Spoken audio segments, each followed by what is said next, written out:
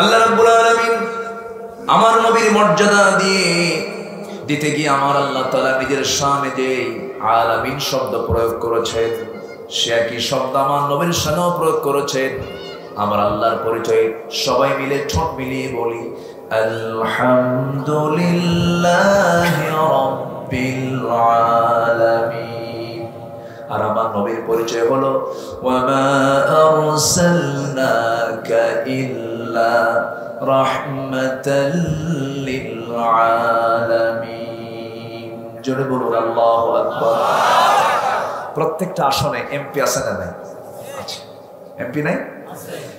এই আসনের যিনি এমপি, উনি যদি বলেন আমি গোপালনগর চিনি না, তাহলে কি হলো?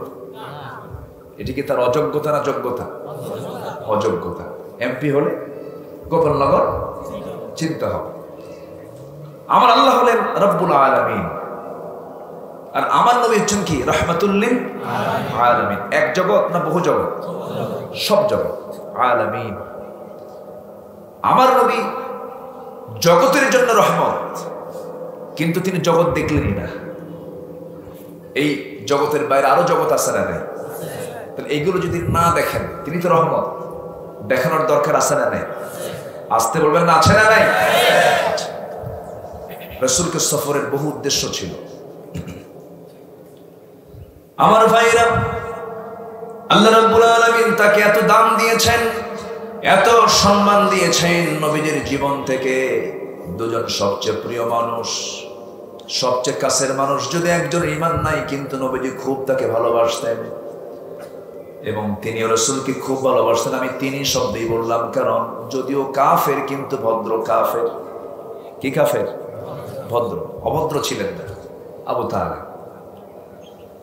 এবং তিনি জানতেন আমার ভাতিজা মুহাম্মদ বিন আব্দুল্লাহ, আমার ভাতিজা, সে সত্যি আল্লাহর নবী, এটা আবু তালেব জানতেন। এবং এটাকে প্রমাণ করার জন্য বলেই ফেললেন, মুহাম্মদ, আমি তো তোমাকে ছোট থেকে দেখেছি, তোমার পিঠের সিলমোহর দেখেছি নবুয়তের, আমি তোমাকে ব্যবসা শিখিয়েছি, আমি তোমাকে বিদেশ সফর করিয়েছি, আমি সব জানি মুহাম্মদ, তুমি আল্লাহর নবী। তো তুমি আমার কলিজার টুকরা দুইটা আছে, যা আলী আর জাফর, আমার ছেলে, তো এই দুইটাকে তোমার হাতে তুলে দিলাম, ওদেরকে মুসলমান বানায় না। রাসূল বলেন, চাচা আপনি কে? বাবা আমারে কইও না। কি কথা কি বুঝতেছেন? এরকম লোক এখনো আছে না? এখনো আছে। কিন্তু তার সমস্যা কি? তার সবচেয়ে বড় সমস্যা ছিল, আমার বাপ দাদা করে গেছে, আমি কি এটা ছাড়তে পারি? আমার বাপ চোর, আমি কি চোর না হয়ে থাকতে পারি? এরকম লোক এখনো আছে না নাই? এটা করা যাবে না। ইসলাম গ্রহণে সবচেয়ে বড় বাধা, 4 ধরনের বাধা আসে। নাম্বার 1, পারিবারিক বাধা, সামাজিক বাধা, রাজনৈতিক বাধা, ধনাঢ্য শ্রেণীর বাধা। এই সমস্ত বাধা দিন মানতে গেলে আসবে। সকল বাধাকে ডিঙ্গিয়ে আমরা দিনকে মানবো। জোরে বলি ইনশাআল্লাহ। জোরে বলি ইনশাআল্লাহ। আমার কথা সবাই কি বুঝতে পারছেন? আচ্ছা, সম্মানিত ভাইয়েরা, আমার নবীজি জীবন থেকে যখন এই আবু তালেব, যদিও কাফের, কিন্তু নবীর জন্য এই লোকটা জেলও খাটছেন, জেলও খেটেছে। এবং সেই বয়কটের নাম হলো শিবে আবু তালেব। 3.5 বছর। কত বছর? 3.5 বছর। এই 3.5 বছরে আমার নবীজি ওই চাচা আবু তালেবকে সাথে নিয়ে সেই বয়কটের মধ্যে সময়গুলো পার করেছেন। এই সময়টাতে খাবার পান নাই সাহাবায়ে কেরাম। নবীজি খাবার পান নাই। ফাতিমা রাদিয়াল্লাহু আনহার বয়স তখন কম ছিল। খাবার না পেয়ে এমন অসুস্থ হয়ে গেলেন। আমার নবীর ইন্তেকালের কিছুদিন পরে ফাতিমাও দুনিয়া থেকে বিদায় নিয়েছেন। শুধুমাত্র এই জেলের মধ্যে থেকে অসুস্থ হয়ে গিয়েছেন ফাতিমা রাদিয়াল্লাহু তাআলা আনহা। আবু তালেব 3.5 বছর থাকলেন। এত কষ্ট আবু তালেব করলেন নবীর জন্য, এত কষ্ট স্বীকার করার পরেও আমার নবীজি যখন তার শেষ সময়ে চলে এলো, আবু তালেব বলছে, ভাতিজা মুহাম্মদ, মনে হয় বাঁচবো না, আমি দুনিয়া থেকে বিদায় নিয়ে নেব। আমার নবীজি কখনো তাকে প্রেসার দিয়ে, চাপ দিয়ে কোনো কিছু বলেন নাই, শুধু এতটুকু বললেন, চাচা, জীবনে আমি আপনাকে কখনো জোরপূর্বক কোনো কিছু বলতে যাই নাই, কিন্তু আপনি দুনিয়া থেকে বিদায় নিচ্ছেন, আপনি আমার জন্য যা কিছু করেছেন সব প্লাস হয়ে যাবে, শুধু একটা বারের জন্য আপনি কালিমার ঘোষণাটা দিয়ে দেন। একটা বার, আপনি একটা বার বলেন। আমার নবীজির এমন কথা শুনে সিরাত গ্রন্থে এসেছে, আবু তালেবের চোখে পানি টলমল করছে। আবু তালেব কি বলবে সিদ্ধান্তহীনতায় ভুগতেছে। এমন সময় এক পর্যায়ে বলেই ফেললো, মুহাম্মদের আমাকে জোরারোপ করো না, আমাকে জোর দিও না, আমি জানি তুমি আল্লাহর নবী, কিন্তু আমি দিন মানতে পারবো না, ইসলাম গ্রহণ করতে পারবো না, কারণ আমার বাপ দাদার ধর্মের বাইরে আমি যাব না। আমার নবীজি তৎক্ষণাৎ কি সিদ্ধান্ত নিবেন, নবীজির চোখে পানি। জিবরিল আমিন এসে বলছেন, ইয়া রাসূলুল্লাহ, আয়াত নাজিল হয়ে গেছে, আপনি যাকে চাবেন আপনি তাকে হেদায়েত দিতে পারবেন না, হেদায়েতের চাবি কার হাতে? আল্লাহ। আসতে বলবেন না, কার হাতে? আল্লাহর হাতে। হে রাসূল, আপনার হাতটা গুটায় নেন। নবীজির মাথা থেকে পা পর্যন্ত, তার চাচার মাথা থেকে পা পর্যন্ত নবীজির হাতের ছোঁয়া লেগে গেল। জাহান্নামীদের মধ্যে সবচেয়ে কম শাস্তি হবে আবু তালেবের। যখন তাকে বলা হবে, আবু তালেব তোমার শাস্তি কেমন হচ্ছে, তখন তিনি বলবেন, আমার শাস্তি মনে হচ্ছে এই জাহান্নামীদের মধ্যে সবচেয়ে বেশি শাস্তি আমাকে দেওয়া হচ্ছে। সম্মানিত ভাইয়া, নবীর চাচা হয়ে লাভ নাই, নবীর বাপ হয়ে লাভ নাই, নবীর ছেলে হয়েও লাভ নাই, থাকতে হবে কি? ঈমান। বলেন, কি থাকতে হবে? আমল আছে কিন্তু ঈমান নাই, কাম হবে? জোরে বলেন, কি থাকতে হবে? ঈমান। আল্লাহ রাব্বুল আলামিন বলেন, ওয়াল্লাযীনা আমানু ওয়া হাজারু ওয়া জাহাদু ফি সাবিলিল্লাহ ওয়াল্লাযীনা আওয়াউ ওয়া নাসারু উলাইকা হুমুল মুমিনুনা হাক্কান লাহুম মাগফিরাতুন ওয়া রিজকুন কারীম। জোরে বলুন আল্লাহু আকবার। আল্লাহ রাব্বুল আলামিন বলেন, চারটা কাজ করবে আমি তোমাকে ইমানদারের সার্টিফিকেট দিয়ে দেব, দুইটা পুরস্কার দেব। আল্লাহ রাব্বুল আলামিন বলছেন, যারা ঈমান আনবে, নাম্বার 2 যারা হিজরত করবে, নাম্বার 3 যারা জিহাদ করবে, নাম্বার 4 যারা জিহাদে সহযোগিতা করবে। আল্লাহ তাআলা বলছেন, তাদের জন্য আমি আল্লাহ সার্টিফিকেট দিয়ে দিলাম, তারাই হলো প্রকৃত মুমিন। জোরে বলুন সুবহানাল্লাহ। এবং তাদের জন্য দুইটা পুরস্কার তাদের জন্য আছে, লাহুম মাগফিরাহ, তাদের জন্য ক্ষমা আছে, এবং রিজকুন কারীম, জান্নাতের খাবার রয়েছে। জোরে বলি সুবহানাল্লাহ। তাহলে 1 নম্বর পুঁজি হলো ঈমান। 1 নম্বর পুঁজি কি বলেন? ঈমান। আজকে আমার মেশিনটা একটু দুর্বল, মেশিন বুঝতেছেন তো? কি বলেন, কি ঠান্ডা লেগেছে, এই জন্য আমি একটু দুর্বল মনে করে কথাগুলো একটু মনোযোগ দিয়ে শুনতে হবে। শুনতে রাজি আছেন তো? একটু জিকির করি, লা ইলাহা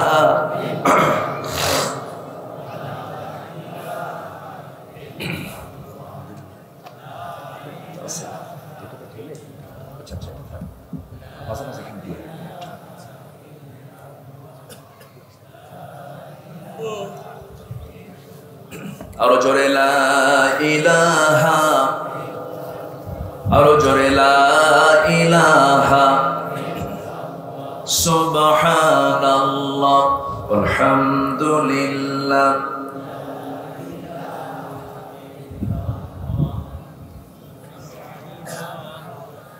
আরো জোরে লা ইলাহা,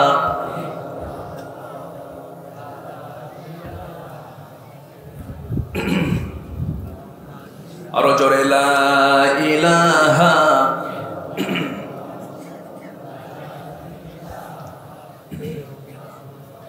লা ইলাহা ইল্লাল্লাহু মুহাম্মাদুর রাসূলুল্লাহ সাল্লাল্লাহু আলাইহি ওয়াসাল্লাম। সম্মানিত ভাইয়েরা, তাহলে সে আবু তালেব দুনিয়া থেকে বিদায় নিয়েছেন ঈমান নিয়ে, ঈমান না নিয়ে? কোনো মূল্য আছে? জেল খেটেও কোনো মূল্য নেই। কারণ কি নাই? ঈমান নাই। এইদিকে 3 দিন যেতে না যেতেই খাদিজার জীবন থেকে, কি বলে, রাসূলের জীবন থেকে খাদিজা নামের একজন নারী,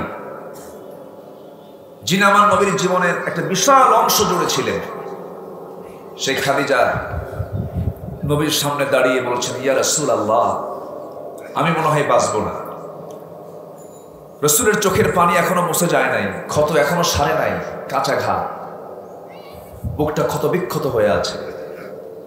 আমার নবীজি বলেন, খাদিজা কি হয়েছে তোমার? কেন হুজুর, আমি মনে হয় বাঁচবো না, শরীরটা ভালো যাচ্ছে না। আমার নবীজি এই কথা শুনে আরো টেনশনে পড়ে গেলেন। ওই সময় গোটা মক্কার চিত্রটা এত ভয়ঙ্কর ছিল, আবু জেহেল রাসূলকে পাইলে মনে হয় খেয়ে ফেলবে, কিন্তু পারতেছে না আবু তালেবের জন্য। ওইদিকে পারতেছে না হলো খাদিজার প্রভাব আছে, মক্কার সবচেয়ে ধনী নারীকে খাদিজা। এই দুইজন পাওয়ারফুল খুব কাছের হওয়ার কারণে আবু জেহেল কুলাতে পারতেছে না, সে তার প্ল্যানটাকে সামনের দিকে নিতে পারছে না।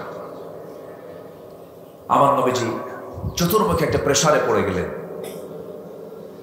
নবীজির জীবন থেকে আবু তালেব বিদায় নেওয়ার 3 দিনের মাথায় রাসূলকে লক্ষ্য করে যখন খাদিজা বলে ফেললেন, ইয়া রাসূলুল্লাহ, আমার মনে হয় হায়াতটা বেশিক্ষণ নাই, দুনিয়া থেকে বিদায় নেব। জীবনে আপনার কাছে কোনোদিন কোনো কিছু চাই নাই, আজকে আপনার কাছে আমার কিছু আবদার আছে। রাসূল কেঁদে কেঁদে বলছেন, খাদিজা রে, জীবনের সব কিছু তুমি আমাকে সব দিয়ে দিয়েছ। তোমার জীবনের কোন সম্পত্তি তুমি তোমার জন্য রেখে দাও নাই, সব তো তুমি দিনের জন্য আমাকে উৎসর্গ করে দিয়েছ। খাদিজা, তুমি আজকে যা চাইবা সব দিয়ে দেব। কি বলতে চাও খাদিজা? তুমি তেমন করে চাও না কখনো। খাদিজা বলছেন, ইয়া রাসূলুল্লাহি, জাগতিক জীবনের কোনো কিছু কামনার জন্য আমি আপনার কাছে আমি প্রস্তাব দেই নাই, আমার চাওয়াটা আজকে একটু ভিন্ন ধরনের হবে। কি বলো খাদিজা, বলো। নবীজির পানি, চোখের পানি টলমল করছে, এমন সময় বলছেন, ইয়া রাসূলুল্লাহ, 3টা কাজ আপনি আমার জন্য করবেন। আমি যদি দুনিয়া থেকে বিদায় নিয়ে নেই, দয়া করে আমার লাশটা কেউ পিঠে ধারণ করবেন, আপনার পিঠে ধারণ করবেন। কবরে কেউ নামবেন, আপনি আমার কবরে নামবেন। আমার কবরে আপনি নেমে, আপনি আমার স্বামী বিশ্ব নবী, আপনার বরকতি হাতে আমাকে আস্তে করে শোয়া দিয়া আমার চেহারাটা আপনি কিবলামুখী করে দিবেন। এবং সল জবের ফেরেশতা এসে যখন প্রশ্ন করবে, 3টা প্রশ্নের জবাব আমার মনে হয় আমার যে টুটাফাটা আমল, এই আমল দিয়ে আমি জবাব দিতে পারবো না। এই 3টা প্রশ্নের জবাব আপনি আমার হয়ে দিয়ে দিবেন। আমার নবীজি এই কথাগুলো শুনতেছেন, বিগত জীবনের দাম্পত্যময় জীবনের কথাগুলো ভাবতেছেন। রাসূল বলছেন, খাদিজা রে, আমার কলিজার টুকরা 4টা মেয়ে আছে, এই মেয়েগুলোকে তুমি হারিয়ে যাবে, তুমি আমাকে নিয়ে হারিয়ে যাবে, তুমি দুনিয়া থেকে বিদায় নিয়ে নেবে। ও খাদিজা, তুমি আজকে আমার কাছে যে বিষয়টা জানতে চাইলে আমাকে দিয়ে যেটা তুমি চাচ্ছ, খাদিজা, তুমি আমার কাছে জীবনে তোমার রেকর্ড, তুমি কোনোদিন আমার কাছে কোনো কিছু চাও নাই। আজকে যে চাওয়াটা তুমি আমার কাছে অ্যাপ্লাই করেছ, সমস্ত চাওয়া আমি আল্লাহ রাসূল পূরণ করার চেষ্টা করব। আমার নবীজি খাদিজার এই বিয়োগ, খাদিজার ইন্তেকালটা আমার নবীজি স্বাভাবিকভাবে নিতে পারেন নাই। মাঝে মাঝে আমার নবীজি যখন কোনো দোয়ায়, বিশেষ দোয়ায় যখন শামিল হতেন, এমন কোনো দোয়া নাই যে দোয়ায় খাদিজার নামটা বাদ যেত। খাদিজার জন্য তিনি সর্বক্ষণ দোয়া করতেন। বিশেষ বিশেষ সময়ে যখন চলে আসতো, বিশেষ দিন যখন চলে আসতো, আমার নবীজি করতেন কি, ঈদের দিন আসলে পরে, বিশেষ সময় আসলে পরে আমার নবীজি খাদিজার বান্ধবীগুলো খুঁজতেন, খাদিজার বান্ধবীগুলো কোথায়। তাদের বাড়িতে বাড়িতে আমার নবীজি বড়গণ পাঠায়া খাদিজার স্মৃতিচারণ করতেন। রাসূল খাদিজাকে দারুণ ভালোবাসতেন। সেই খাদিজা দুনিয়া থেকে বিদায় নেবেন, যে খাদিজা নবীজির জন্য এত কিছু করলেন, যখন তার সঙ্গে বিয়ে হলো, আমার নবীজি পারিবারিক কারণে নয়, পারিবারিক কারণে তিনি গরিব হয়ে গিয়েছিলেন। বংশীয় মানুষ, কিন্তু বাপ নাই মা নাই। বাপ মা না থাকলে সংসারের কোনো কিছু গোছানো থাকে নাকি? গোছানো থাকে না। বাপ মা না থাকার কারণে একটু দারিদ্রতার ছাপ চলে এসেছিল তার পরিবারে। যখন তার বিয়ে হবে, খাদিজা তার লোক পাঠায়া দিয়ে, যত ধনী আছে উনি তো ধনীদের লিডার, বড় বড় বিজনেস গুলো খাদিজা কন্ট্রোল করেছে। সেই খাদিজা করলেন কি, সবাইকে ডাক দিয়ে নিয়ে সামনে বসে, আম্মা খাদিজাতুল কুবরা রাদিয়াল্লাহু তাআলা আনহা, সেই সময় তো পর্দার আয়াত নাযিল হয় নাই, সেই সময় বললেন, মক্কার ধনকুবের লোকেরা শোনো, আমার স্বামীর ব্যাপারে তোমরা যে অভিযোগগুলো দিয়েছ আমি শুনেছি, তবে আমার প্রশ্ন হলো, আমি 4টা প্রশ্ন, 3 থেকে 4টা প্রশ্ন আমি তোমাদেরকে করব, তোমরা জবাব দিয়ে দিবা। নাম্বার 1 প্রশ্ন হলো, আমার স্বামীর 1 নম্বর দিকটা আমি প্রশ্ন করব, আমার স্বামী মুহাম্মদ বিন আব্দুল্লাহর চরিত্র কেমন? তারা বললো ফার্স্ট ক্লাস চরিত্র, কোনোদিন মিথ্যা কথা বলে না। নাম্বার 2 প্রশ্ন হলো, তার চেহারা কেমন? জীবনে বহু মানুষের সুরত দেখেছি, মুহাম্মদের মতো সুন্দর সুরতওয়ালা মানুষ আমরা দেখি নাই। নাম্বার 3 প্রশ্ন হলো, আমার স্বামী মুহাম্মদ বিন আব্দুল্লাহর বংশটা কেমন? সবাই বলে ফেললো, জীবনে আমরা যত বংশের নাম শুনেছি, এই মক্কার ভিতরে সবচেয়ে শ্রেষ্ঠ বংশ হলো কুরাইশ বংশ। এবার তিনি বলছেন, তাহলে শোনো, চরিত্র ফার্স্ট ক্লাস, চেহারা ফার্স্ট ক্লাস, বংশ ফার্স্ট ক্লাস। নাম্বার 4 প্রশ্ন হলো, আমার স্বামীর টাকা পয়সা কেমন? এই জন্যই তো মানা করছি, এই জন্যই তো নিষেধ করেছি। সঙ্গে সঙ্গে খাদিজা বলছেন, শোনো মক্কার ধনকুবের লোকেরা, তোমরা জানো না আমি আমার স্বামী মুহাম্মদ বিন আব্দুল্লাহকে কত রকম ভালোবাসি। আমি তার চেহারার ভিতরে, আমি তার চরিত্রের ভিতরে এমন কিছু গুণ পেয়েছি, আমি মুগ্ধ হয়ে গেছি। তোমরা সাক্ষী থাকো মক্কার সমস্ত ধনীরা, আমার স্বামীর চরিত্র টাকা দিয়ে কেনা যাবে না, চরিত্র টাকা দিয়ে কেনা যায় না, বংশ জোর করে পাওয়া যায় না, চেহারার সৌন্দর্য কোনো টাকা দিয়ে অর্জন করা যায় না। 3টা যে আমার স্বামীর জন্য প্লাস আছে, একটা যেহেতু মাইনাস আছে, যা একজনকে দিলে হয়ে যায়। আমি খাদিজা এই মুহূর্তে আমি তোমাদেরকে সাক্ষী বানায়া জবাব দিচ্ছি, আমার জীবনের স্থাবর অস্থাবর সমস্ত সম্পত্তিগুলো এই মুহূর্তে আমি আমার স্বামী মুহাম্মদকে দান করে দিলাম। এই মুহূর্তে আমার স্বামী মুহাম্মদ হচ্ছেন মক্কার সবচাইতে বড় ধনী। জোরে কোন সুবহানাল্লাহ। সবচেয়ে ধনী, সমস্ত ধনীর মুখে মাটি পড়ে গেছে এই খাদিজা। রাসূলুল্লাহ তার নবুয়তের দায়িত্ব পালন করেছেন তার টাকা দিয়া। আল্লাহু আকবার বলেন। বিশাল সম্পদ সব তিনি উজাড় করে দিয়েছেন, রাসূলকে দিয়ে দিয়েছেন। আমার ভাইরা, সেই খাদিজা দুনিয়া থেকে বিদায় নেবেন। বিদায় লগন যখন চলে আসছে, আমার রাসূল বলছেন, খাদিজা তোমার কথাগুলো আমি মনে রেখেছি, আমি সব একটা একটা করে পালন করব। খাদিজার ইন্তেকাল হয়ে গেল, নবীজি তার লাশটা বহন করে কবরের কাছে চলে গেলেন, কবরের মাটিতে দাঁড়ায় গেলেন, শোয়া দিলেন। জিবরিল আমিন বলছেন, ইয়া রাসূলুল্লাহ আপনি এই জায়গায় দাঁড়ায় আছেন কেন? আপনি এখান থেকে ওঠেন না কেন? আমার নবীজি বলছেন, ভাই জিবরাইল, 3টা প্রশ্নের জবাব আমি তার হয়ে দিয়ে দিতে চাচ্ছি। আল্লাহ বলছেন, জিবরাইল বলছেন, ইয়া রাসূলুল্লাহ কি ওই খাদিজার 3টা প্রশ্নের জবাব দেওয়ার জন্য আজকে আপনার কোনো প্রয়োজন হবে না। ওই 3টা প্রশ্নের জবাব দেওয়ার জন্য যে আল্লাহ নিজে খাদিজাকে সালাম দেন, সে আল্লাহ তার 3টা প্রশ্নের জবাব দেওয়ার জন্য যথেষ্ট। জোরে বলেন সুবহানাল্লাহ। খাদিজা ইনিও মারা গেলেন 3 দিনের মাথায়। আবু তালেবও গেলেন, খাদিজাও গেলেন। একটা চিন্তা, মহা চিন্তা। ওইদিকে আবু জাহেল তো চরম ক্ষেপে আছে, যাকে পায় তাকেই মারে। বেলালকে মেরে রক্তাক্ত করে দিয়েছে, খাব্বাবকে মেরে জ্বলন্ত অঙ্গারের উপরে তার পিঠ চাপা দিয়ে পিঠটা ঝাঁঝরা করে দিয়েছে। ইয়াসারকে মুরগি নারের মতো 2 টুকরা করে শহীদ করে দিয়েছে। সুমাইয়াকে বুকের ভিতরে বর্ষা ঢুকায় দিয়া শহীদ করে দিয়েছে। চিত্র খুব খারাপ, কিন্তু রসুলকে ধরতে পারছে না কেন? রসুলকে ধরতে না পারার কারণ হলো পাশে কয়জন ছিল? কে কে? আবু তালেব, খাদিজা। এই দুইজনই কি এখন 3 দিনের ব্যবধানে দুইজনই নাই? নবজির বিষণ্ণতা, বউটাও চলে গেল, আমার খাদিজা চলে গেল। রসুল বলতেন মাঝে মাঝে, আমার খাদিজা যদি জীবনের শেষ সময় পর্যন্ত থাকতো আমার বিয়ের কোনো প্রয়োজন হতো না। আল্লাহ তাআলা আমাকে বিয়ের কথা বলতেন। আল্লাহু আকবার। আল্লাহ আমাকে বলতেন না বিয়ের জন্য। রসুলকে না বুঝে না জেনে অনেকে বলে রসুলের এতগুলো বউ কেন, এত স্ত্রী কেন? আচ্ছা, একটা বউ পালা বড় যোগ্যতা না একাধিক বউ পালার যোগ্যতা বেশি? একাধিক পালার যোগ্যতা কম না বেশি? বেশি। রসুল কি কমটা করবেন না বেশিটা করবেন? বলেন। আমার মায়েরা হয়তো মনে মনে চিন্তা করেছেন, হুজুর পেঁচ তো লাগাই দিচ্ছে না। না, পেঁচ লাগাবো কেন? আল্লাহ নিজে বলেছেন, ফাইন খিফতুম আল্লা তা'দিলু ফাওয়াহিদাতান, যদি তোমার আশঙ্কা হয় সমতা রক্ষা করতে পারবে না, একাধিকের ভিতরে একটাই যথেষ্ট। সুবহানাল্লাহ বলেন। আল্লাহ কয়টা পরামর্শ দিয়েছেন? একটা। কিন্তু আল্লাহ এক অপশনটা কেন রেখেছেন? জেনার কাছে যেও না। আল্লাহ অপশনটা কেন রেখেছেন? আদম শুমারি হলো। আমার দেশে কি শুমারি হয়েছে? না জনশুমারি? ভালো করে কমেন, বলেন কি শুমারি হয়েছে?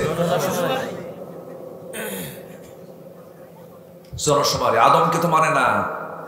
আমরা নাকি আগে বানর ছিলাম, বোঝেন না? এগুলো প্ল্যানে আসতেছে, সব কিসে আসতেছে? প্ল্যান। আগে গুনছে আদম, আর এখন কি? জনম। ওই গ্রুপটাই আবার বলতেছে মানুষ আগে বানর ছিল। আদম তো নাই, আর এখন তো জনগণ হয়ে গেছে। বানরের বংশধরদের কাছ থেকে আদম সন্তানদের শেখার কিছু না।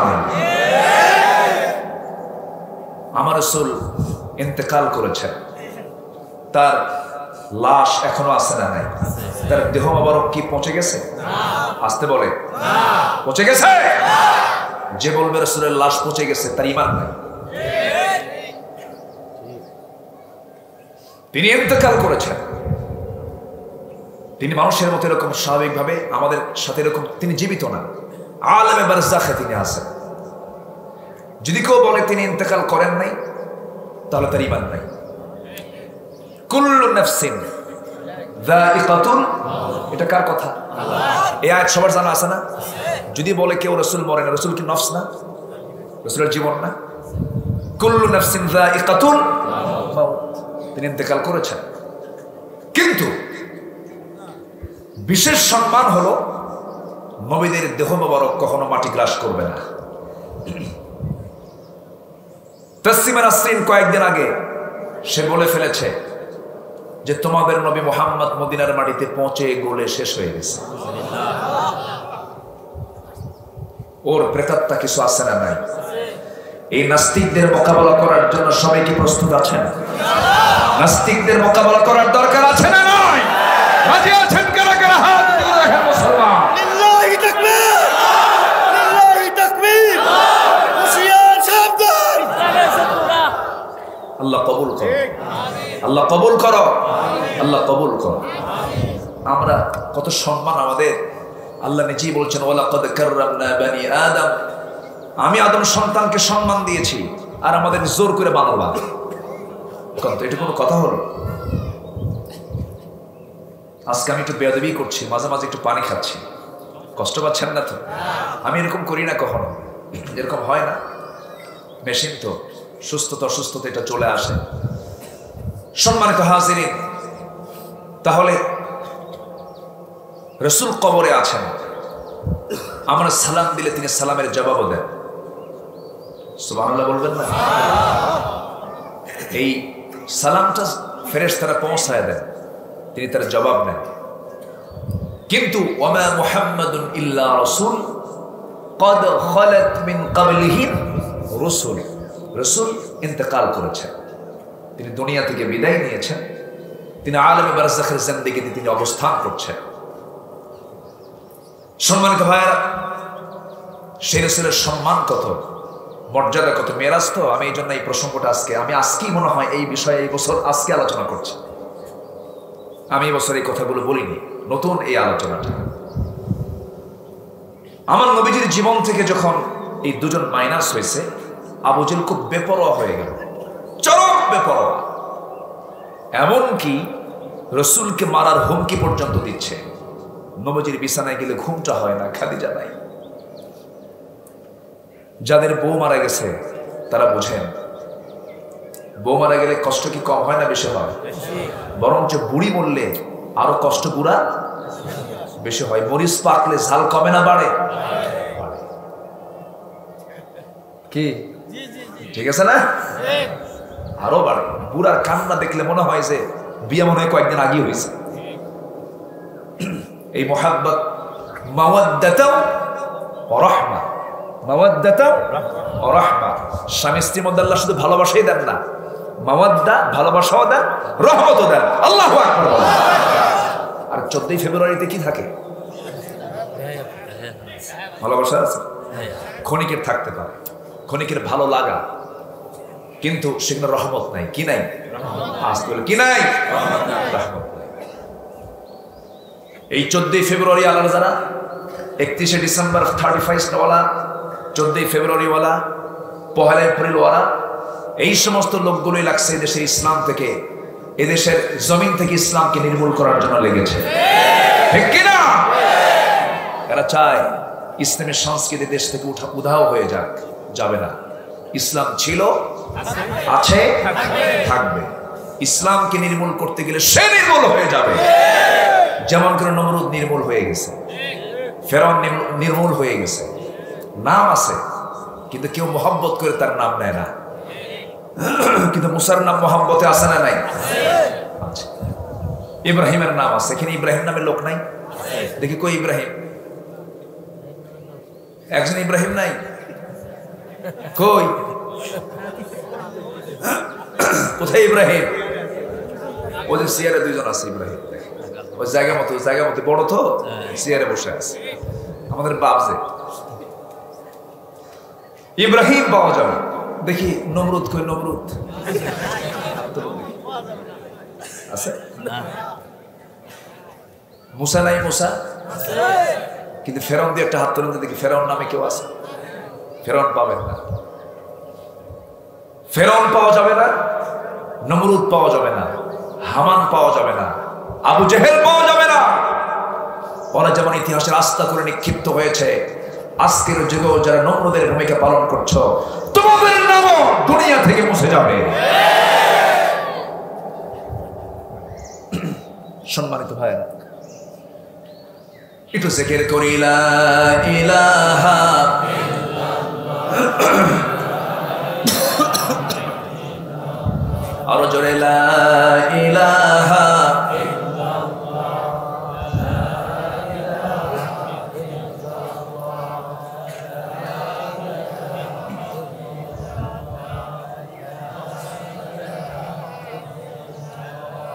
আরো জোরে লা ইলাহা সুবহানাল্লাহ ওয়ালহামদুলিল্লাহ লা ইলাহা ইল্লাল্লাহ মুহাম্মাদুর রাসূলুল্লাহ সাল্লাল্লাহু আলাইহি ওয়াসাল্লাম। আমার নবীজি দুজনকে হারালেন, আবু তালেব, খাদিজাতুল কুবরা রাদিয়াল্লাহু তাআলা আনহা। 3 দিনই শেষ। নবীজি এত টেনশনে পড়লেন, রাতের বেলা ঘুমাতে যেন হাতটা আগায় দেন, খাদিজা নাই, বিছনাটা ফাঁকা পড়ে আছে, খুব বিষণ্ণ। ইতিহাসে বলছে ওই বছরটা হলো আমুল হুজুন। কিসের বছর? চিন্তার বছর, আমুল হুজুন। রাসূল খুব চিন্তায় ছিলেন ওই বছরটা।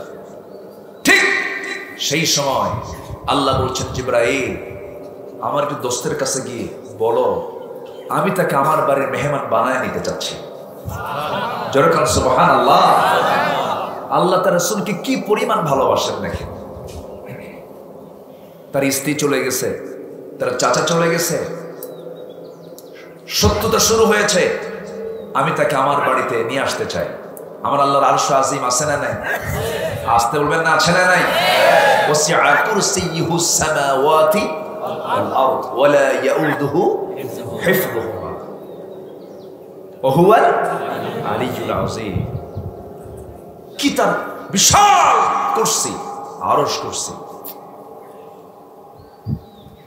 শিয়ার শাজিমের মেহমান তিনি হবেন। শিয়ার শাজিমটা কত দূর একটু কান লাগাবেন। আমরা যেখানে বসে আছি এই জায়গা থেকে আমরা সূর্য দেখতে পাই।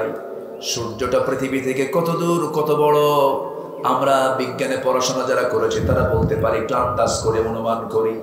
228টি দেশ মিলে এই দুনিয়া। কয়টা দেশ? 228টা দেশ মিলে এই দুনিয়া। 228টা এই দুনিয়ার এরিয়া হলো 50 কোটি 10 লক্ষ বর্গ মাইল। এই বিশাল দুনিয়া, এই দুনিয়াকে 13 লক্ষ দুনিয়া যোগ করলে পরে একটা সূর্যের সমান হয়। ওই সূর্যের চাইতে আমার আকাশে রাতের বেলা চাঁদের পিছনে কিছু মিটি করে জোনাকির মতো জ্বলা কিছু তারকা দেখতে পাই। ওই তারকাগুলো এত বড়, সায়েন্স বলতেছে, বিজ্ঞান বলছে ওই সূর্যের চাইতে 33 কোটি গুণ করে বড় হলো এক একটা তারকা। ব্যাটেল জয়েস, সুপারনোভা, ড্রাই সমস্ত তারকাগুলো সমস্ত সূর্যের চাইতে আরো বড়।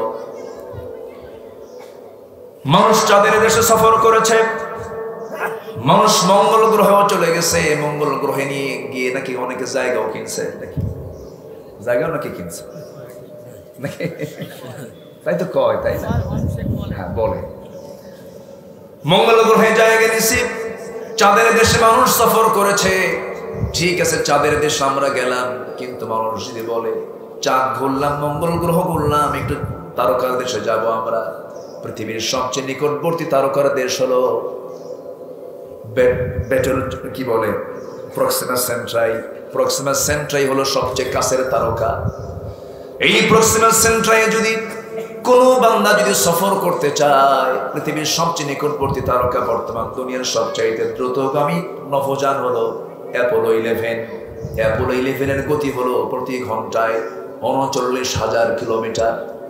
39,000 কিলোমিটার 1 ঘন্টায় যাবে, এমন গতি সম্পন্ন অ্যাপোলো 11 চলে যদি কোনো নভোচারী যদি নভোযানে যায়, তার সময় লেগে যাবে সেই প্রক্সিমা সেন্ট্রাই নামক সেই তারকার দেশে তার সময় লেগে যাবে 1,15,000 বছর মাত্র।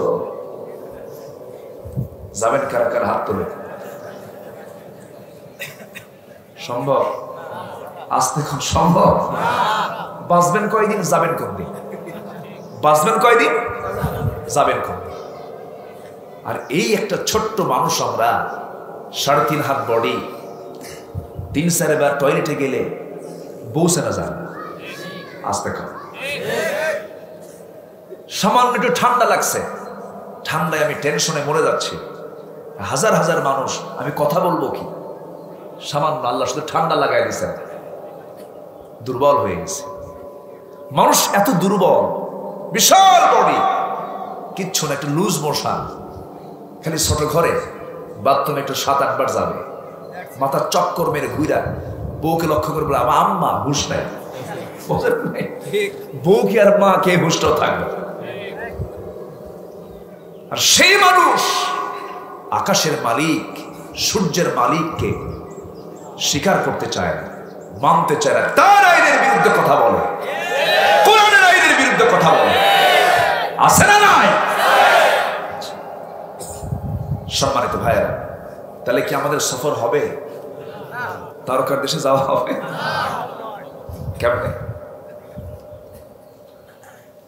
সেই তারকা তো মহাশূন্যে ঝুলতেছে, এক একটা গ্যালাক্সির ভিতরে আল্লাহ রাব্বুল আলামিন, সায়েন্স বলতেছে এক একটা গ্যালাক্সির ভিতরে 50 কোটি করে তারকা আল্লাহ রাব্বুল আলামিন রেখে দিয়েছেন। ভুল বললাম, 50 বিলিয়ন তারকা রেখে দিয়েছেন। 50 বিলিয়ন, 1 বিলিয়ন সমান 100 কোটি, 1 বিলিয়ন সমান 100 কোটি। অসংখ্য গ্যালাক্সি মহাশূন্য আল্লাহ পাক রেখে দিয়েছেন। আর বলছেন সূরা ইয়াসিনের ভিতরে যারা পারেন সঙ্গে পড়ুন, লাশ-শামসু ইয়ানবাগি লাহা আন তুদরিকাল কমারা ওয়াল-লাইলু সাবিকুন নাহার ওয়া কুল্লুন ফি ফালাকিন ইয়াসবাহুন। কি সুন্দর করে আল্লাহ তাআলা ১৫০০ বছর আগে আপডেট তথ্য দিয়ে দিলেন। সূর্য ঘোরে, চন্দ্র ঘোরে, তারকাও ঘোরে, পৃথিবীও ঘোরে, সব ঘোরে। আর ২০০-২৫০ বছর ধরে বিজ্ঞানীরা বলতেছে একবার চাঁদ, একবার বলে সূর্য ঘোরে, একবার বলে পৃথিবী ঘোরে, একবার বলে পৃথিবী ঘোরে, একবার বলে সূর্য ঘোরে। এখন দেখো ওদের মাথায় ঘোরে, ঠিক কি না? মাথায়। আল্লাহ কি তথ্য দিলেন, সুবহানাল্লাহ বলবেন না? আমার বন্ধুগণ, এই যে মহাশূন্য, এরপরে আছে বিশাল বড় আকাশ, এরপরে আরেকটা মহাশূন্য, এরপরে আকাশ, এরপরে মহাশূন্যের পরে আকাশ। সাবআ সামাওয়াত, ৭ আকাশের মালিক কে? আল্লাহ। আসতে বলবেন না কে? ৭ জমিনের মালিক কে? আল্লাহ। ৭টা আকাশের মালিক তিনি। আবার সাবআতু আবহুর, ৭টা সমুদ্র তিনি বানিয়ে রেখেছেন। ৭ সমুদ্র তিনি বানিয়ে রেখেছেন, ৭ সমুদ্রের মালিকও তিনি। সে আল্লাহ বলছেন, বান্দারে আমি আমার রাসূলকে গোটা দুনিয়া শুধু নয়, সাবআ সামাওয়াত, ৭টা আকাশ দেখাবো, এই জন্য আমি প্ল্যান করেছি। আল্লাহ তাআলা সিদ্ধান্ত নিয়ে জানিয়ে দিচ্ছেন, সুবহানাল্লাযী আসরা বিআবদিহি লাইলান মিনাল মাসজিদিল হারামি ইলাল মাসজিদিল আকসাল্লাযী বারাকনা হাওলাহু লিনুরিয়াহু মিন আয়াতিনা। জোরে বলুন আল্লাহু আকবার। একটু জিকির করি, লা ইলাহা ইল্লাল্লাহ। কি করি বলেন তো? পারছি না।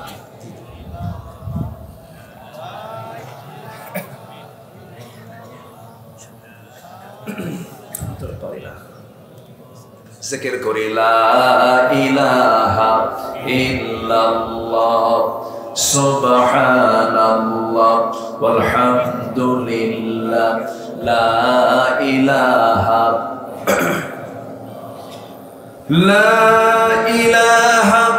ইল্লাল্লাহ মুহাম্মাদুর রাসূলুল্লাহ সাল্লাল্লাহু আলাইহি ওয়াসাল্লাম। আমি আপনাদেরকে কষ্ট দিচ্ছি আজকে, কষ্ট পাচ্ছেন না তো? কষ্ট পাচ্ছেন না তো? যে আর কিছুক্ষণ একটু ভাঙ্গাচোরা কিছু কথা বলি, সমস্যা মনে করছেন না তো? সবাই বুঝতেছেন। সম্মানিত ভাইয়েরা, আমার নবীজিকে আল্লাহ তাআলা সিদ্ধান্ত নিলেন আমি তাকে একটু আরশে আজিম দেখাবো। কি করলে? বাইতুল হারাম থেকে আল্লাহ রাসূল কাবা শরীফের ঠিক সামনের ঘরের বাসিন্দা, বলেন আলহামদুলিল্লাহ। জি, আমার নবীজি কাবার চত্বর থেকে তিনি সুন্দর করে ওযু বানালেন, তাকে সিনা চাক করা হলো। কি চাক করা হলো? বক্ষ আলাম নাশরাহ লাকা সাদরাক, বক্ষ বিদীর্ণ করা হলো। আল্লাহ তাআলা তাকে ফ্রেশ করে নিয়ে সেখানে ওপেন হার্ট সার্জারি করে উম্মে হানির ঘর থেকে তিনি ওযু বানায়া প্ল্যান করলেন চোখের পলকে কোথায় মসজিদ আকসা আর কোথায় মসজিদ হারাম। মসজিদ হারাম থেকে ইসরায়েল, যেটার নাম শুনেছি আমরা, শুনি নাই? নাম শুনে নাম শুনেছি। আচ্ছা, ফিলিস্তিনের বাইতুল মুকাদ্দাস এক চোখের পলকে তিনি চলে আসলেন। কোন মাসে? বলেন কোন মাসে? রজব মাসে চলে আসলেন। এসে তিনি অবস্থান করছিলেন।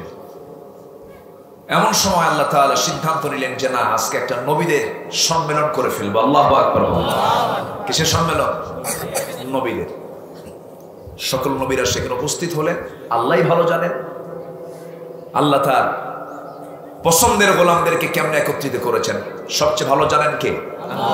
আল্লাহ। বাস, আমরা এর চাইতে বেশি কিছু বলতে যাব না। সবাইকে হাজির করলেন। আমার নবীজি সবার সঙ্গে সালাম বিনিময় করলেন, কিন্তু বেশি কথা হলো একজন নবীর সাথে। কে বলেন, একটু বলেন বলেন বলেন। মুসার সাথে একটু বেশি কথা হয়েছে। উনি কেমন সুরত, কেমন দেখতে, একটু বর্ণনাও দিয়েছেন। হাদিসে আছে না নাই? আছে। ধরুন আমি আজকে মাহফিলে আসছি, সবার নাম কি আমার মনে থাকবে? সালাম দেবে, কথা বলবে, সবাইকে তো আমি মনে রাখতে পারবো না। যিনি আমাকে খাওয়াইছে, হয়তো তিনি আমার সামনে বসছে, গল্প করছে, তার নামটা আমার বেশি মনে থাকবে। এখন আগামীকালকে আপনি কোনো মাহফিলে গিয়ে যদি আপনি আমাকে বলেন, হুজুর গতকালকে আপনার সঙ্গে যে সালাম দিলাম, আমি কিন্তু হো হো করবো, কিন্তু মনে তো নাই। কথা বলছেন?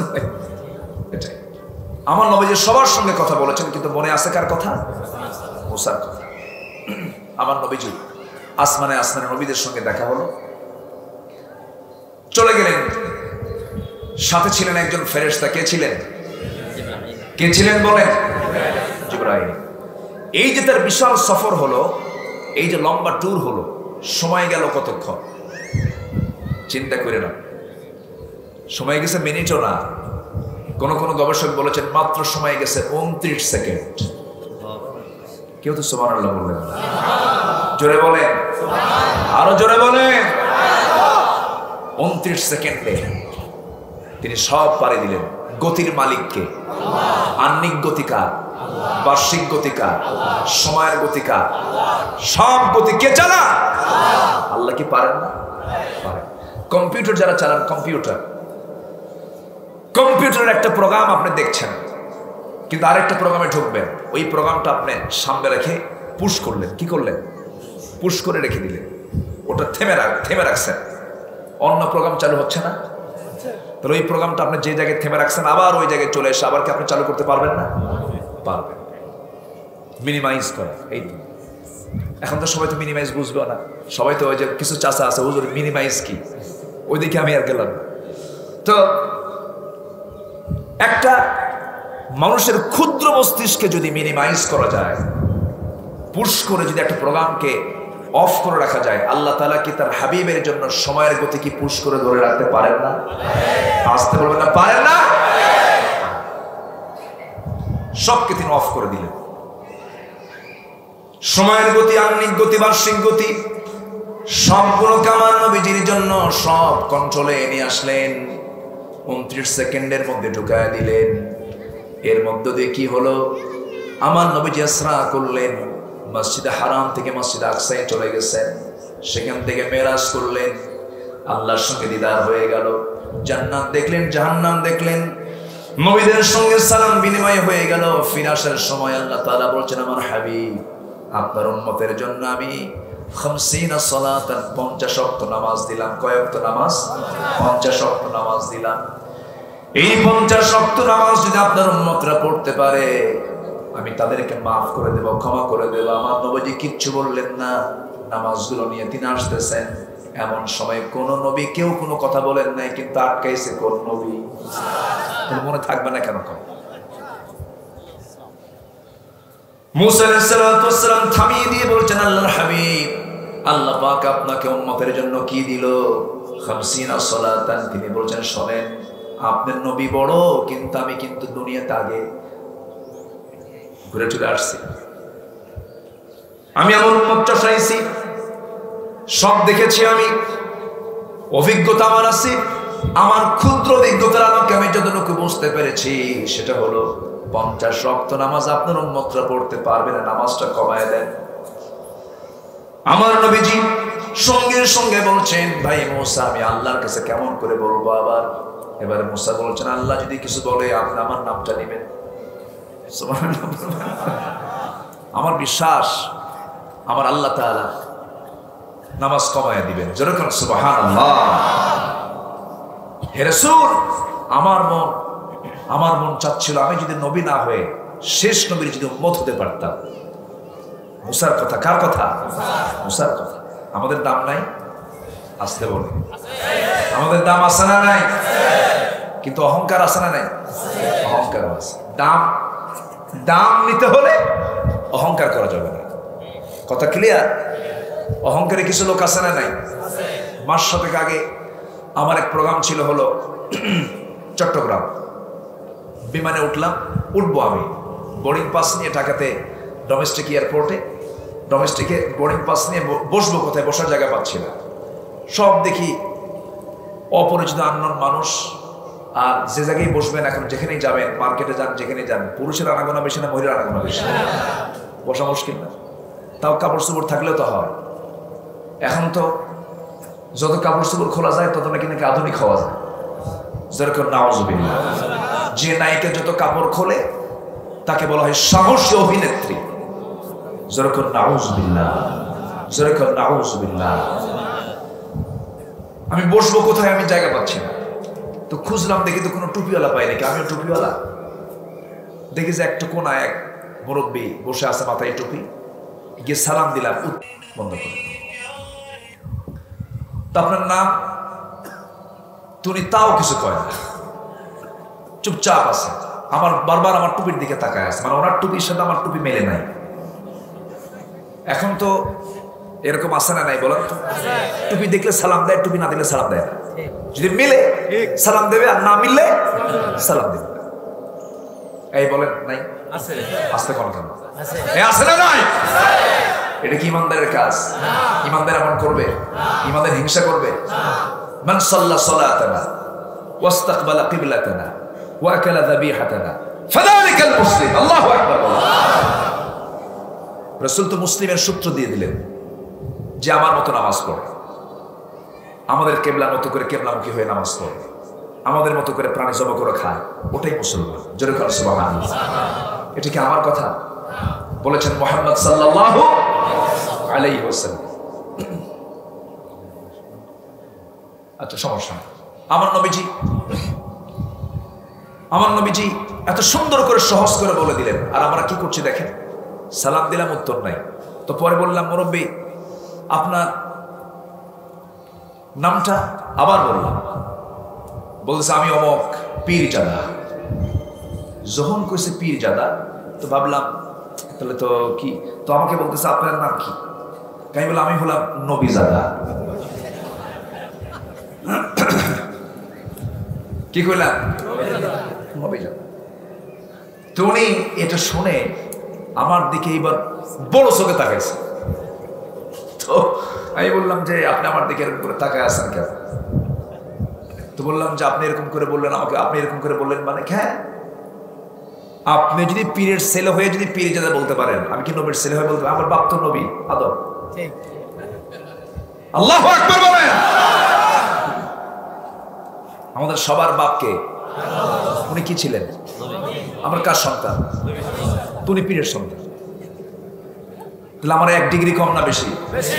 বেশি আছে। সালাম দেয় না, সালাম উত্তর দেয় না, এই জন্য কইলাম। যার ভিতরে সামান্য পরিমাণ অহংকার থাকবে, জান্নাতের গন্ধ পাবে না, পাবে না, পাবে না, পাবে না। ঠিক কিনা? অহংকার করা যাবে না। মস্তকটা সেজদায় দেওয়া মানে কি বলেন? কি সেই বান্দাকে অহংকার দেখাতে পারে?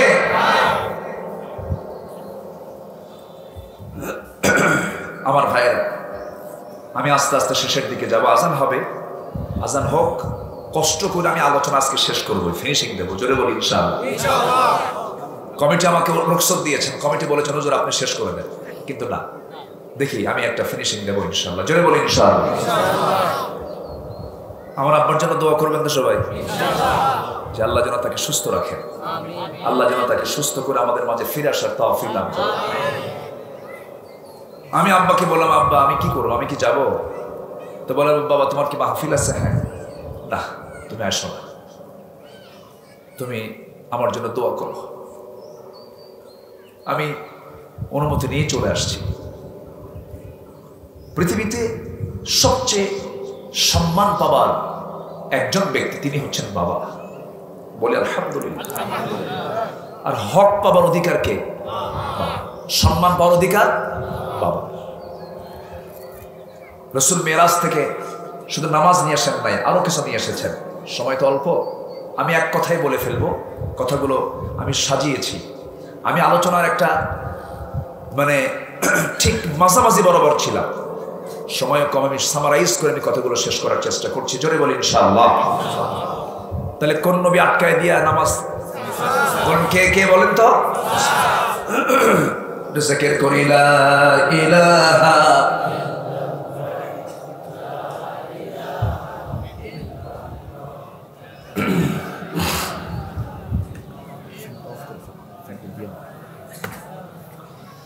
লা ইলাহা ইল্লাল্লাহ মুহাম্মাদুর রাসূলুল্লাহ সাল্লাল্লাহু আলাইহি ওয়াসাল্লাম। আমার নবীজি এবার বললেন, ভাই মুসা আমি কি করে যাব? কেন আপনি যান, আল্লাহ একটা ফয়সালা করে দিবেন। আল্লাহ তাআলা বলছেন, আমার হাবিব কোনো প্রবলেম? কে নামাজ বেশি হয়ে গেছে, একটু কমানো দরকার। কে বললো? মুসা। কাম সারছে। সুবহানাল্লাহ বলবেন। মুসা তো আমাকে বললে আমিও তো বেকায়দায় পড়ে যাই। আমার মুসা যা বলে কইরা ছাড়ে। আল্লাহু আকবার বলেন। খুব চটাল নবী ছিলেন। একদিন এক ইহুদির সাথে সাহাবীর গন্ডগোল। ইহুদির সাথে কি? সাহাবীর গন্ডগোল। তোদের নবী বড় না আমাদের নবী বড়? তো ইহুদিরা বলে যে আমাদের নবী মুসা বড়, বলতেছে বারবার। তো সাহাবী বলছে না আমাদের নবী বড়। এটা করতে করতে চলে, সহি বড় না কিন্তু সহি হাদিস এটা, আমার নবীর বরাবর চলে গেছে। রাসূল বললেন, শোনো এই নবী নিয়ে মারামারি করো কেন? আমি কিয়ামতের দিন সবাই বেহুশ থাকবে, সবাই সেদিন হুশ যখন ফিরে পাবে, সবার আগে আল্লাহ তাআলা আমার হুশটা ফিরাইয়া দিবেন। কে বলছেন? রাসূল সাল্লাল্লাহু আলাইহি ওয়াসাল্লাম। তিনি নিজে বলছেন আমার হুশটা প্রথম ফিরাইয়া দিবেন কে? আমি হুশ ফিরাইয়া দেখব আমার ভাই মুসা আল্লাহ তাআলা আরশ ধরে আছে। আল্লাহর আরশ ধরে আছে মানে কি? তোমরা আমার ভাই মুসাকে খাটো চোখে দেখো না। আল্লাহু আকবার বলেন। খুব দামি নবী ছিলেন, কারণ মোকাবেলা করছেন কার সাথে? মোকাবেলা করছেন কার বিরুদ্ধে? আল্লাহ তাআলা এমনি নেন নাই। এই কোরআনে সবচাইতে বেশি নাম আসছে কোন নবীর? সবচাইতে বেশি তার নামটা আসছে। একদিন আল্লাহকে বলতেছে, আল্লাহ শোনো একটা প্রশ্ন করি, কি এই পৃথিবীতে সবচাইতে ভালো লোক, সবচেয়ে খারাপ লোকটাকে বলো তো আল্লাহ? আল্লাহ বললেন, তুমি সামনে দাঁড়ায় থাকো, একটা লোক হেঁটে হেঁটে যাবে, তার সাথে একটা ছেলে থাকবে, সেটা সবচেয়ে খারাপ লোক। তাই আচ্ছা, দাঁড়ায় আছে, লোকটা চলে গেল। পরক্ষণই প্রশ্ন করছে আল্লাহ, উত্তর কিন্তু প্রশ্ন কিন্তু অর্ধেক করছে, আরেকটা অর্ধেক বাদ আছে। কি সবচেয়ে ভালো লোকটাকে? কে তুমি এখানে দাঁড়ায় থাকো, ওই দিক থেকে একটা লোক আসবে, যে লোক সকালে গেছে ওই লোকই আবার বিকেলে আসতেছে। ওই লোকটা সবচেয়ে খারাপ, ওই লোকটা সবচেয়ে ভালো। মুসা বলতেছে, আল্লাহ তোমার গ্রামার বুঝি নেই। জোরে খান সুবহানাল্লাহ। তোমার ব্যাকরণ বুঝে নাই, আল্লাহ বুঝায় দাও। আল্লাহ তাআলা বলছেন, মুসা সকালবেলা সে খুব জঘন্য ছিল, কিন্তু বিকালের মাঝে এই বান্দাটা তওবা করে আমার কাছে মাফ চেয়েছে, চোখের পানি ফেলে কেঁদেছে, এখন সে হয়ে গেছে পৃথিবীর সেরা ভালো বান্দা। জোরে বলে সুবহানাল্লাহ। কেন ভালো হয়েছে? সন্তান জিজ্ঞাসা করছে, আব্বা এই যে জঙ্গল দেখি, এই জঙ্গলের চাইতে কি বড় কিছু আছে? হ্যাঁ। কি? ওই যে পাহাড়। পাহাড়ের চাইতে বড় কিছু আছে? বলতেছে ওই যে সূর্য। সূর্যের চেয়ে কি বড় কিছু আছে? হ্যাঁ। ওই যে আকাশ। আকাশের চেয়ে বড় কিছু আছে? সঙ্গে সঙ্গে ছেলের প্রশ্নে বাপ কেঁদে ফেলে বলছে, বাবা সবচেয়ে আকাশের চেয়ে বড় একটা জিনিস আছে, কি? আল্লাহ তাআলার রহমত। তখন ওই বান্দা রহমতের কথা চিন্তা করে চোখের পানি ফেলে ফেলে কাঁদতেছে। আল্লাহ সঙ্গে সঙ্গে তাকে মাফ করে পৃথিবীর সেরা মানুষ বানিয়ে দিয়েছে। আমরা কি আজকে তওবা করবো না ভাই? আমরা অহংকার মুক্ত হব না? আমরা নামাজ পড়বো না? জোরে বলি ইনশাআল্লাহ। কয় ওয়াক্ত নামাজ? কয় ওয়াক্ত নামাজ? 5 ওয়াক্ত। আমার নবীজি এবার আল্লাহকে বলছেন, আল্লাহ কি করা যায়, কি করবো? আল্লাহ বলছেন, আমার হাবিব আমি আমার মুসার মনের খবরটা জানতে পেরেছি। নামাজ 50 ওয়াক্ত লাগবে না, 40 ওয়াক্ত লাগবে না, 30 ওয়াক্ত লাগবে না, 20 ওয়াক্ত লাগবে না, 10 ওয়াক্ত লাগবে না। সামনের স্বর্ণ কেটে দিয়ে মাত্র 5 ওয়াক্ত নামাজ দিয়ে দিলাম। এই 5 ওয়াক্ত নামাজ যদি আপনার উম্মতেরা সময় মতো পড়তে পারে, আসসালাতু আলা ওয়াক্তিহা, সময় মতো যদি পড়তে পারে আমি আল্লাহ রাব্বুল আলামিন ওয়াদা করছি 50 ওয়াক্তের সমান সওয়াব আমি আল্লাহ রাব্বুল আলামিন তার আমলনামায় দিয়ে দেব। সবাইকে পড়তে রাজি আছি না ভাই? তাহলে 5 পড়লে কয় ওয়াক্তের সওয়াব? সওয়াব কিন্তু কম নাই। আমার ভাইরা, আমার নবীজি জান্নাত দেখলেন, জাহান্নাম দেখলেন, বহু বয়ান ছিল, সেই দিকে আমি যেতে পারলাম না। নামাজ নিয়ে চলে আসলেন, মেরাজ করে চলে আসলেন, মক্কায় ঢুকলেন। আবু জেহেল তো বিশাল বড় একটা অজুহাত পেয়ে গেল, একটা গ্রাউন্ড পেয়ে গেল। আবু জেহেল মনে মনে চিন্তা করলো, মোহাম্মদের মাথা মনে হয় নষ্ট হয়ে গেছে। মেরাজ তো অনেক দূরেই থাকলো, আর শাহিম তো দূরেই থাকলো। সেই যুগে কোনো বিমান ছিল না, সেই যুগে কোনো হেলিকপ্টার ছিল না। কিন্তু মুহাম্মদ বিন আব্দুল্লাহ এই যে মসজিদ হারাম থেকে ফিলিস্তিন পর্যন্ত গেল, বাইতুল মুকাদ্দাস পর্যন্ত গেল, আবার রাতের মধ্যে ফিরে আসলো। মুহাম্মদ মনে হয় 16 আনা পাগল হয়ে গেছে, 16 আনা তার মাথা খারাপ হয়ে গেছে। এই কথাটা যখন গোটা মক্কায় যখন ছড়িয়ে দিচ্ছে, আবু জেহেল 1 নাম্বার কানে দিয়েছে আবু বকরের। কার? আবু বকর সিদ্দিকের কানে দিয়ে বলতেছে, আবু বকর তুমি মুহাম্মাদের পিছনে করে দেখো, মুহাম্মদ পাগলা হয়ে গেছে। কি এক রাতে সে নাকি মক্কা থেকে বাইতুল মুকাদ্দাস গেছে, এটা কি মানুষের কথা নাকি? সাইয়েদনা আবু বকর রাদিয়াল্লাহু তাআলা চুপ মেরে থাকলেন, কোনো জবাব দিলেন না। নবীর সামনে দাঁড়িয়ে একটা শুধু বললেন, ইয়া রাসূলুল্লাহ কি যেন শুনতে পেলাম, আপনি বলুন তো আমার সামনে, আপনি বর্ণনা করুন তো। রাসূল বলছেন, সত্যি সত্যি তুমি যা শুনেছো আমি তাই করেছি। আজকে রাতের ভিতরে আমি মসজিদ হারাম থেকে মসজিদ আকসায় গেছি, আর শাহিমে গিয়েছি, আমার সফর হয়েছে, মেরাজ হয়েছে। সঙ্গে সঙ্গে আবু বকর কেঁদে কেঁদে বলছেন, ইয়া রাসূলুল্লাহ আল্লাহর কসম করে বলি, সাদাক্তা সাদাক্তা, আপনি সত্যিই বলছেন। যখন আল্লাহু আকবার। আবু জেহেল তো পরাজিত হয়ে গেল না, এত বড় একটা গ্রাউন্ড ছিল, তাও তো পারলাম না। আবু বকর তো সে বিশ্বাস করে নিল। সেই সময় কিছু লোক আমার নবীর মেরাজকে অস্বীকার করে তারা অন্যদিকে চলে যায়। সহি যারা, যাদের ইমানটা বদ্ধমূল ছিল, তারা ঠিকই বিশ্বাস করে নিয়েছিল রাসূলকে। আল্লাহু আকবার বলেন। রাসূল খুব খুশি হলেন। রাসূল বলেন, আবু বকর আজকের থেকে তোমার নাম শুধু আবু বকর নয়, আজকের থেকে তোমার নাম কি? সিদ্দিক। আর আমার দেশে চুরি করেও সিদ্দিক হয়। চুরি করেও কি হয়? আছে না? কি এই যে হাসতেছে, আছে না? তার নামকে সিদ্দিক হওয়া দরকার না চোর হওয়া দরকার? না, হলো সিদ্দিক। সম্মানিত ভাইয়েরা, আমার নবীজি কেউ বলেছেন তার মেরাজের উদ্দেশ্য ছিল 3টা কারণে তিনি মেরাজ করেছেন। কয়টা কারণে? 3টা কারণে। একটা মানসিক তৃপ্তির জন্য, একটা কিসের জন্য? মানসিক তৃপ্তি, তার মেন্টালি স্যাটিসফ্যাকশনের জন্য। নাম্বার 2 হলো কুদরত দেখানোর জন্য, আল্লাহ তাআলার যে কুদরত, আল্লাহর যে ক্ষমতা আছে এটা দেখানোর জন্য। নাম্বার 3 হলো শাসন প্রণালী যোগ্য করে রাসূলকে উপযোগী করে গড়ে তোলা, এবং শাসন পদ্ধতি কেমন হবে সব রাসূলকে দিয়ে দিয়েছেন। যেরকম সুবহানাল্লাহ। 14 দফা মেরাজের কয় দফা বলেন? 14 দফা। 1 নম্বর হলো দাসত্ব হবে কার? আল্লাহ। নাম্বার 2 হলো পিতামাতার খেদমত করা। কিসের খেদমত করা? পিতামাতা। নাম্বার 3 হলো আত্মীয় মিসকিন মুসাফিরের হক আদায় করা। নাম্বার 4 হলো অপচয় না করা। নাম্বার 5 হলো কৃপণ না হওয়া। নাম্বার 6 হলো বিলাসী না হওয়া। নাম্বার 7 হলো জীবিকার ভয়ে সন্তানকে হত্যা না করা। নাম্বার 8 হলো জেনার নিকটবর্তী না হওয়া। নাম্বার 9 হলো সঙ্গত কারণ ছাড়া হত্যা না করা। জিহাদেও সেখানে কতল আছে না নাই? আছে। এই জন্য আল্লাহ তাআলা সঙ্গত কারণ বলেছে, সঙ্গত কারণ ছাড়া হত্যা না করা। নাম্বার 10 হলো এতিমের মাল না খাওয়া। নাম্বার 11 হলো অঙ্গীকার পূর্ণ করা। নাম্বার 12 হলো ওজনটাকে সঠিক করা। নাম্বার 13 হলো জানা নাই এমন কথার অনুসরণ না করা। নাম্বার 14 হলো অহংকার করে না চলা। আল্লাহ তাআলা আমাদেরকে এই 14টা নীতি আমাদের আমল করার তৌফিক দান করুন।